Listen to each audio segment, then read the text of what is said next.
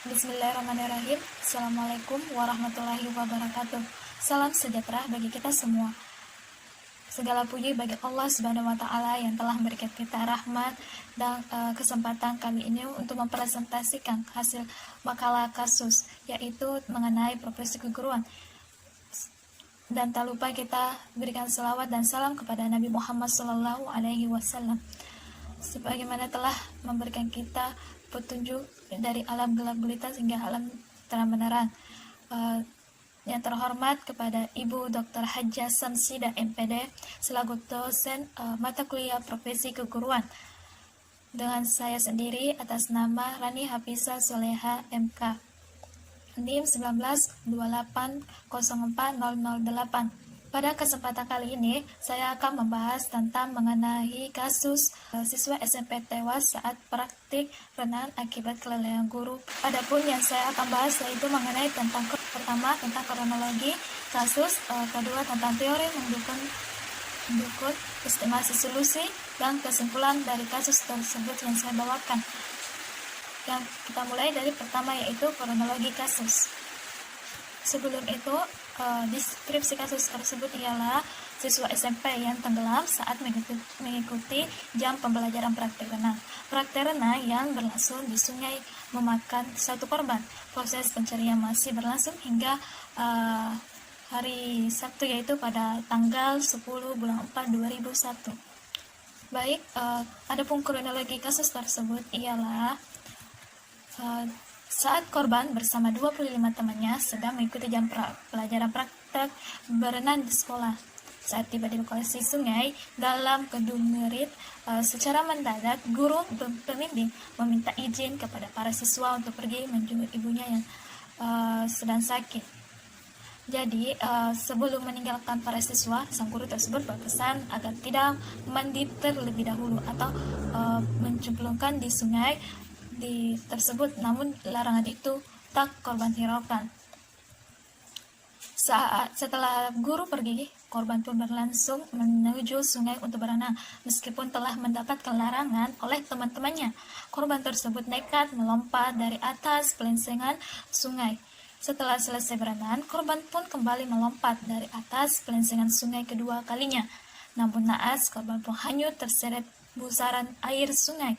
Kedua teman korban yang mengetahui kejadian itu pun berupaya menyelamatkan korban. Karena arus sungai yang deras, korban pun akhirnya hanyut dan tenggelam ke dalam sungai. Medan yang curam dan terjal menyebabkan upaya pencarian korban terlaksana secara manual. Tim dari Basarnas telah mengarahkan 2 tim menyelamatkan untuk mencari korban. Proses pencarian korban dilaksanakan hingga pukul 17 waktu Indonesia Barat. Akhirnya pada tanggal 10 bulan 4 2001, korban ditemukan dalam keadaan meninggal dunia. Lanjut, kita bahas tentang teori yang terkait terhadap kasus, yaitu pertama, pengertian profesi keguruan. Profesi merupakan suatu bidang pekerjaan yang berdasarkan pada pendidikan keahlian tertentu. Nah, guru adalah pengajar suatu ilmu. Dalam bahasa Indonesia, guru umumnya merujuk pendidikan profesional dalam tugas untuk mendidik, mengajar, membimbing, mengarahkan, melatih, menilai, dan mengevaluasi peserta didik.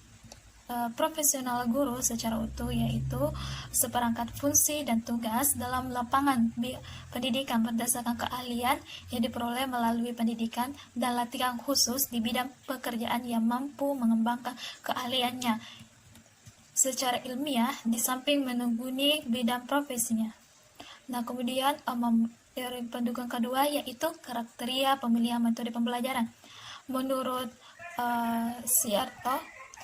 Silamoto tahun 2003 pada halaman 98, kriteria pemilihan metode pembelajaran adalah pertama, tujuan pengajaran, yaitu tingkah laku yang diharapkan dapat ditunjukkan siswa setelah proses belajar mengajar. Kedua, materi pengajaran, yaitu bahan yang disajikan dalam pengajaran yang berupa fakta, memerlukan metode yang berbeda dari metode yang dipakai untuk mengajar materi yang merupakan konsep atau prosedur atau kaidah. Yang ketiga adalah kelas atau jumlah kelas, yaitu banyaknya siswa yang mengikuti pembelajaran dalam kelas yang bersangkutan. Kelas dengan 5-10 orang siswa memerlukan metode pengajaran yang berbeda dibandingkan kelas dengan 50-100 orang siswa. Yang keempat adalah kemampuan siswa, yaitu kemampuan siswa menangkap dan mengembangkan bahan pengajaran yang diajarkan. Hal ini banyak tergantung pada tingkat kematangan siswa, baik mental, fisik, dan intelektualnya. Kemampuan guru, yaitu kemampuan dalam menggunakan berbagai jenis metode pengajaran yang optimal dan fasilitas yang tersedia, bahan atau alat yang bantu, serta fasilitas lain yang dapat digunakan untuk meningkatkan efektivitas pengajaran. Yang terakhir yaitu fasilitas yang tersedia, bahan atau alat bantu, serta fasilitas lain yang dapat digunakan untuk meningkatkan aktivitas pengajar. Kemudian yaitu waktu yang tersedia, jumlah waktu yang direncanakan atau dilokasikan untuk menyajikan bahan pengajar yang sudah ditentukan. Untuk materi yang banyak akan disajikan dalam waktu yang singkat, memerlukan metode yang berbeda dengan bahan penyajian yang relatif sedikit, tetapi waktu penyajian yang relatif cukup banyak. Selanjutnya yaitu teori mendukungnya adalah kedisiplinan kerja guru. Kedisiplinan kerja guru merupakan fungsi operatif yang keenam dari manajemen sumber daya manusia yang mempunyai peranan penting. Nah, disiplin kerja menurut Melayu SPT Hasipuan tahun 2002 dalam bukunya halaman 34, yaitu kesadaran dan kesediaan seseorang menaati semua peraturan perusahaan dan norma-norma sosial yang berlaku. Kesadaran yang dimaksud dalam sikap seseorang yang secara sukarela menaati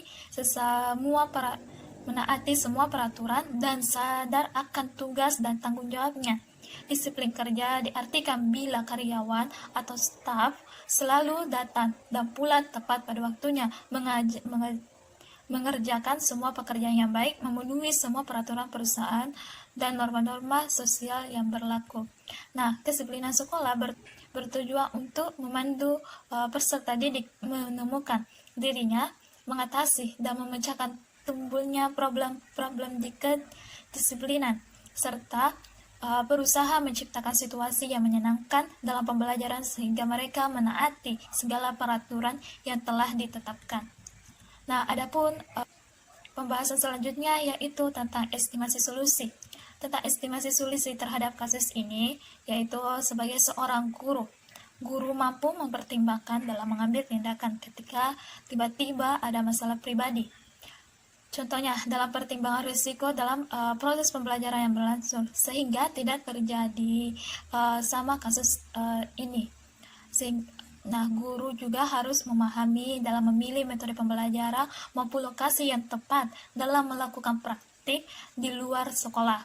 Begitu juga dengan disiplin kerja guru dalam menaati peraturan dan bertanggung jawab atas tindakan yang dilakukan. Adapun mengenai tentang solusi dari siswa, yaitu sebaiknya menaati pesan guru dalam proses pembelajaran, apalagi sedang melangsungkan praktik di luar sekolah. Walaupun siswa tersebut pintar dalam praktik renang tersebut, namun kita tidak mengetahui apa yang akan terjadi. Adapun kesimpulan dari kasus studi ini yaitu dalam profesi guru yaitu adalah seperangkat fungsi dan tugas dalam lapangan pendidikan berdasarkan keahlian yang diperoleh mulai pendidikan dan latihan khusus di bidang kerjanya dan mampu mengembangkan keahliannya itu secara ilmiah di samping menekuni bidang profesinya. Kemudian kesimpulan kasus ini adalah untuk seorang guru memperhatikan kriteria dalam mengambil metode pembelajaran dan kedisiplinan kerja, maupun itu dari pemilihan lokasi mengajar dalam praktik dan sehingga terhindar dari hal-hal yang tidak diinginkan. Untuk siswa ketika guru berpesan sebaiknya dipatuhi. Sekian dari saya, itulah pemaparan kasus yang saya bisa berikan. Mudah-mudahan kasus ini kita dapat belajar lebih baik untuk menjadi terutama untuk menjadi calon guru. Sekian dari saya. Wassalamualaikum warahmatullahi wabarakatuh.